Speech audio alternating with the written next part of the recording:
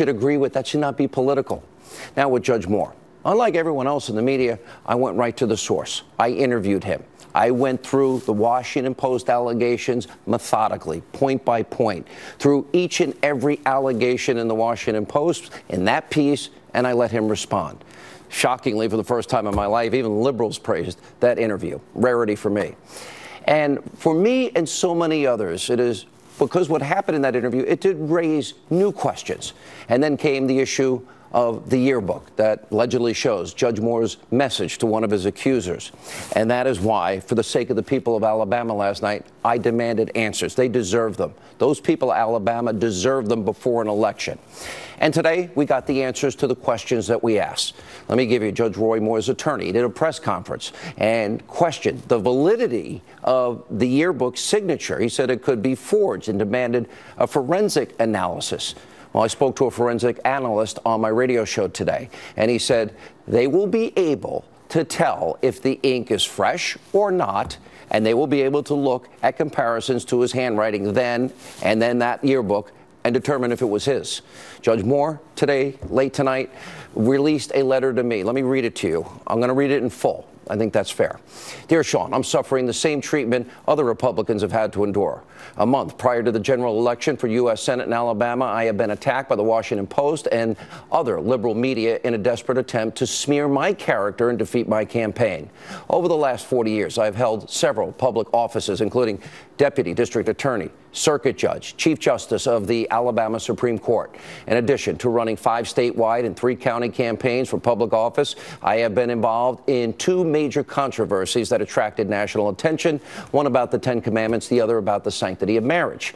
The Alabama Judicial Inquiry Commission, Court of the Judiciary, and the Attorney General have investigated, scrutinized, examined, and vetted me, not to mention every opposing candidate against whom I have run. I've been married for almost 33 years to my wife, Kayla, and we have 4 children, 5 granddaughters. We are in the process of investigating these false allegations to determine their origin, motivation. For instance, we have documented that the most recent accuser, Beverly Nelson, was a party in a divorce action before me in Etowah County Circuit Court in 1999.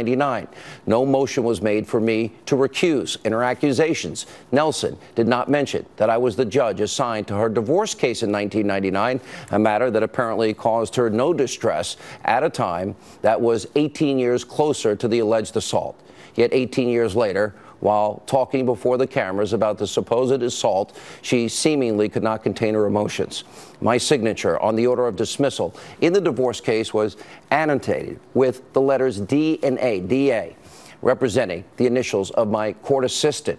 Curiously, the supposed yearbook inscription is also followed by the same initials, DA. But at the time, I was a deputy district attorney, not a district attorney. Those initials, as well as the date under the signature block and the printed name of the restaurant, are written in a style inconsistent with the rest of the yearbook inscription. The 7s in Christmas, 1977, are in a noticeably different script than the 7s in the date 12/22/77. I believe tampering has occurred.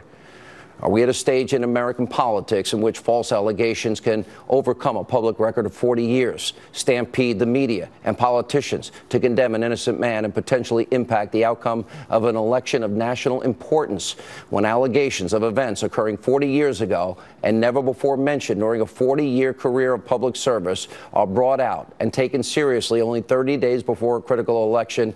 We may be in trouble as a country. He then goes on, I adamantly deny the allegations of Lee Corfman and Beverly Nelson did not date underage girls and have taken steps to begin a civil action for defamation because of that. At the discretion of counsel, I cannot comment further. Roy Moore. Now, we demanded rightly answers from Judge Moore. He provided them to the specific questions we asked. In my opinion, so serious. The people of Alabama, they need to know the truth, and they've got to have all the facts that they need. And that means that the Alabama voters can make an educated, informed, inclusive decision for their state when they go to the polls. And if that means, whatever it means, to get to the truth, if it means more time, I believe the governor, according to Greg Jarrett, has the ability to make that decision. The Alabama people deserve that. Greg Jarrett said the governor can delay the race if need be.